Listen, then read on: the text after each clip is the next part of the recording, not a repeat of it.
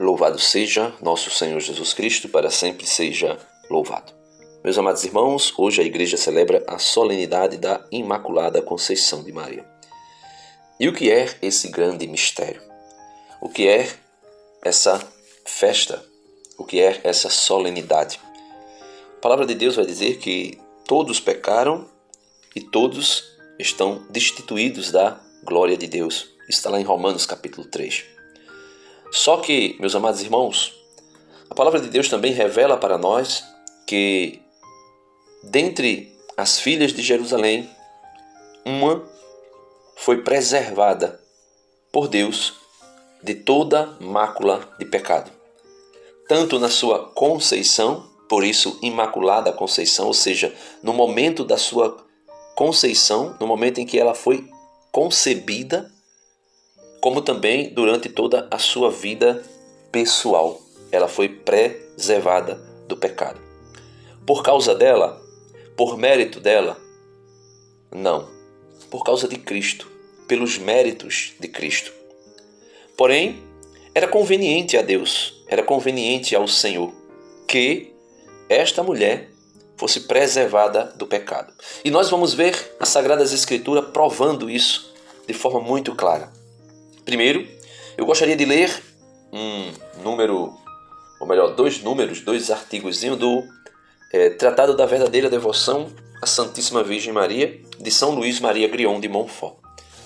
Por que é importante ler isso? Para compreendermos quem é Deus e o que Ele pode fazer. Veja, no número 14 do tratado vai dizer assim: São Luís Maria Grion de Montfort, juntamente com toda a igreja. Ele diz: confesso com toda a igreja que Maria é uma pura criatura. Veja, Maria é uma pura criatura, saída das mãos do Altíssimo. Comparada, portanto, à majestade divina, ela é menos que um átomo, comparado à majestade divina.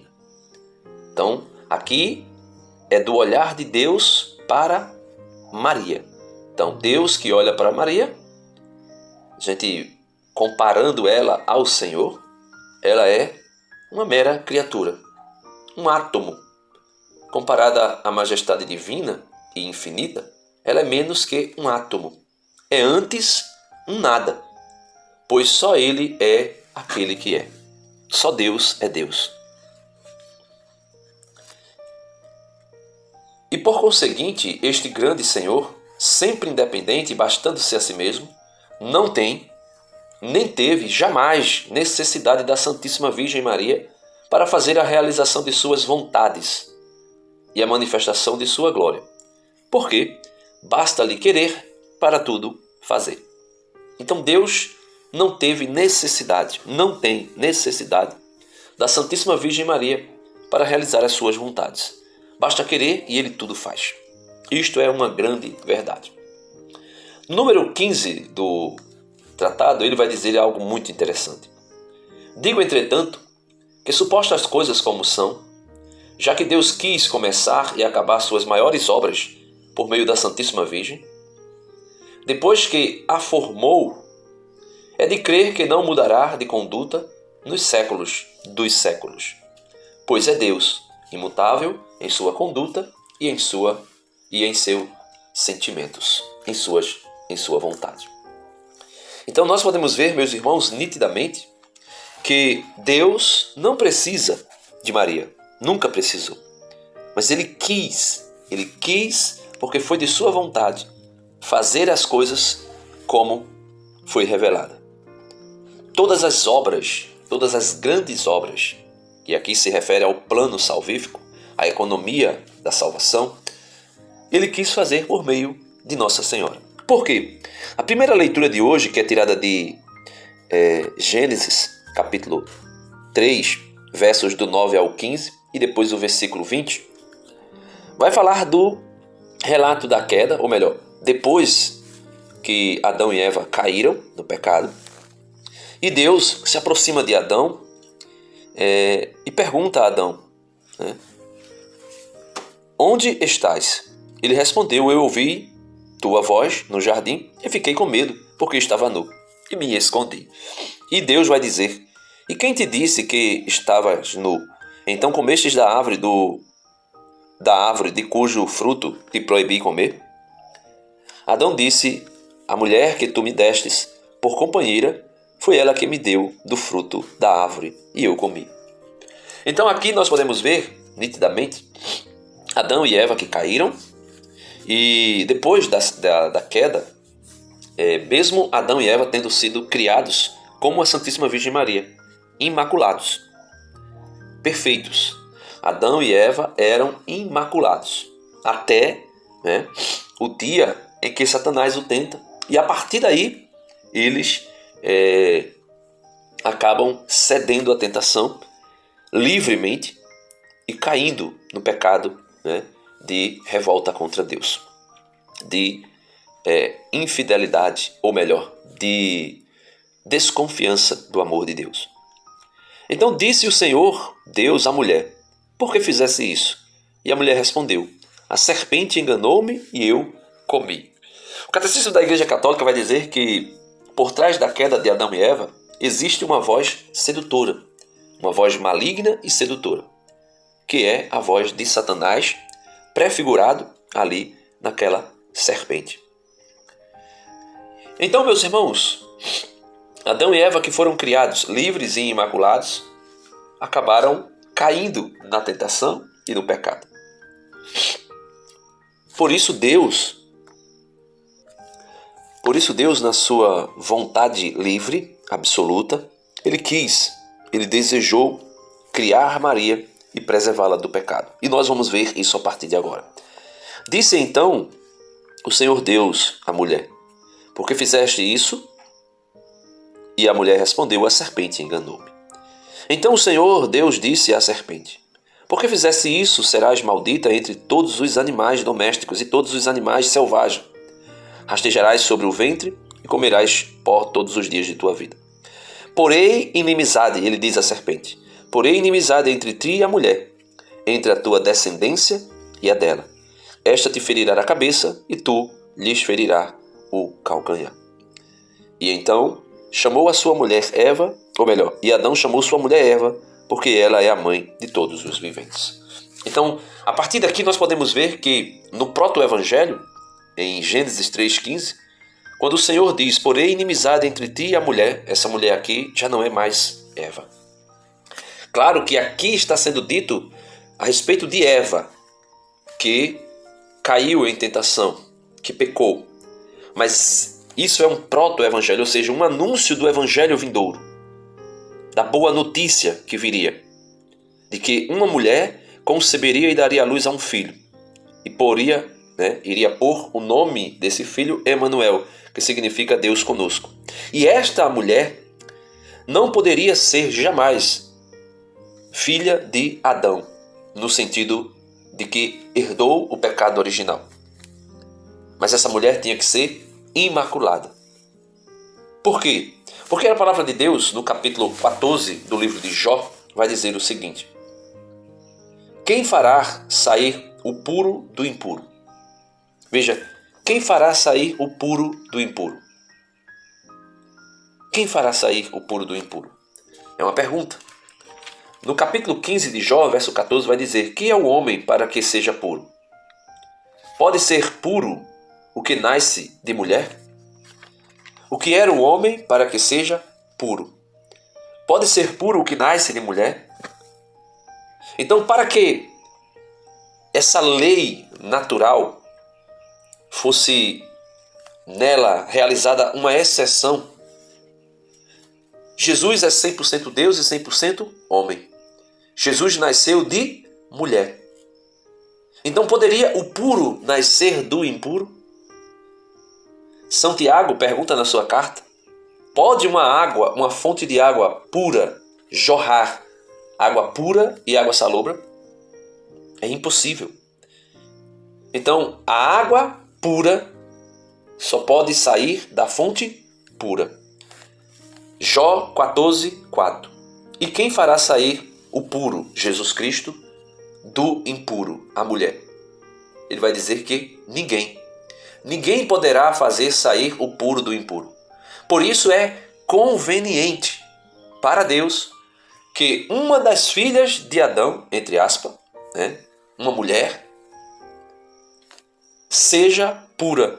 Por isso nós podemos dizer que ela não é, e aqui se falando da herança do pecado, não é uma das filhas de Adão, nesse sentido. E no sentido humano, ela é filha de Adão, porque é uma mulher, é um ser humano. Mas não herdou o pecado original.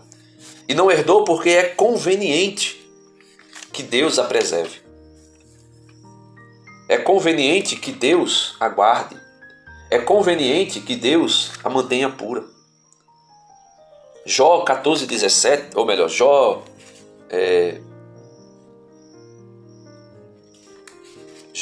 3.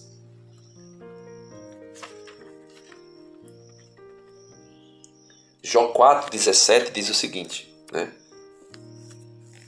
Ouvi uma frágil voz. Pode o homem ser justo na presença de Deus? Pode o mortal ser puro diante do seu Criador? Ninguém poderia ser puro diante de Deus. Mas Deus quis que Maria fosse pura. A carta de Judas, Novo Testamento, no versículo 24, veja a revelação que Judas vai dizer. Que Deus é aquele que é poderoso, versículo 24. Deus é aquele que é poderoso para nos preservar de toda queda e nos apresentar diante de sua glória, imaculados e cheios de alegria. Ah, não, mas Deus não pode fazer isso porque o homem pecou e depois que o homem pecou, todos pecaram. Todos pecaram, com exceção da Virgem Maria. Não por ela, mas pelos seus méritos. Não por ela, melhor, mas pelos méritos de Cristo. Não por ela, mas porque Deus a preservou.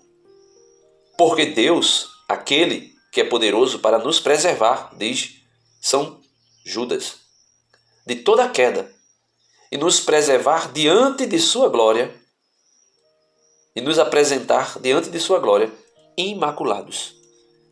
E por que Deus faria isso? Como Deus pode fazer isso? Simples, meus irmãos. O Evangelho de São Lucas, no capítulo 1, verso 39, vai dizer o seguinte. Ou melhor, verso 37. Porque a Deus nenhuma coisa é impossível.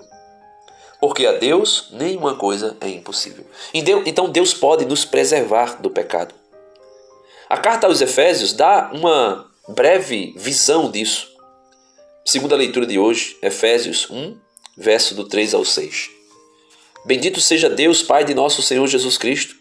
Ele nos abençoou com toda a bênção do céu, do seu Espírito, em virtude de nossa união com Cristo no céu. Em Cristo Ele nos escolheu, veja, em Cristo Ele nos escolheu, muito mais a Santíssima Virgem Maria. Antes da fundação do mundo, foi escolhida antes da fundação do mundo, para que sejamos santos e irrepreensível, muito mais a Santíssima Virgem Maria, sob o seu olhar no amor. Verso 5.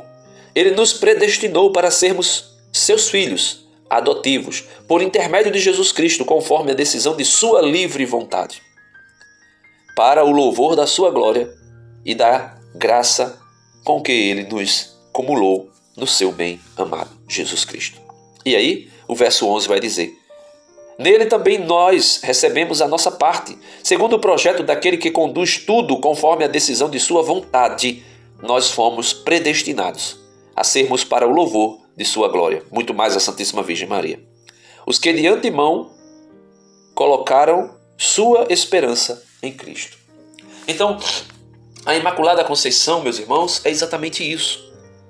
Todos pecaram. Deus quer enviar o seu Filho para nos resgatar. Ele tem um projeto redentor para isso. Mas ele não quer mandar o seu Filho, como por exemplo cogumelos, brotando aos pés das árvores depois de um dia de chuva. Deus poderia enviar o seu Filho Jesus a exemplo de Melquisedeque, que a Bíblia vai dizer que não tem genealogia, que não tem dias passados nem dias futuros, que apareceu na história do nada. Claro que ali é uma forma de linguagem para dizer que ele apareceu e não se sabe nada da sua história. Mas Deus poderia fazer Jesus nascer ou aparecer no mundo já adulto, sem precisar nascer de mulher, apenas encarnar-se, materializar-se num corpo e fazer esse corpo ser a sua habitação, e com esse corpo redimir a humanidade pelo seu sacrifício redentor. Mas Deus não quis assim. Deus quis que o seu filho nascesse de uma mulher. Deus quis que o puro Jesus Cristo nascesse de uma mulher pura, porque é impossível, Jó 14, verso 4, o puro sair do impuro. São Tiago vai dizer que é impossível uma fonte boa brotar água salobra e ruim ao mesmo tempo. Ou melhor, doce e salobra ao mesmo tempo. Então é impossível uma fonte impura jorrar água pura. Por isso ela foi preservada do pecado, para ser a mãe do puro amor, para ser a mãe do imaculado, Jesus Cristo. Ele foi igual ao homem tudo menos no pecado. E por quê? Porque o projeto de Deus mostra que o puro saiu também de uma pura. E tudo isso, meus irmãos, não é para endeusar Maria, para fazer de Maria uma deusa, mas sim para mostrar que o filho dela é puro, que o filho dela é imaculado, que o filho dela nunca pecou. E quem nunca pecou, quem é puro, quem é imaculado, jamais poderia nascer de uma mulher pecadora. Amém. Deus abençoe e viva a Conceição de Maria. Viva a Imaculada Conceição de Maria. Amém.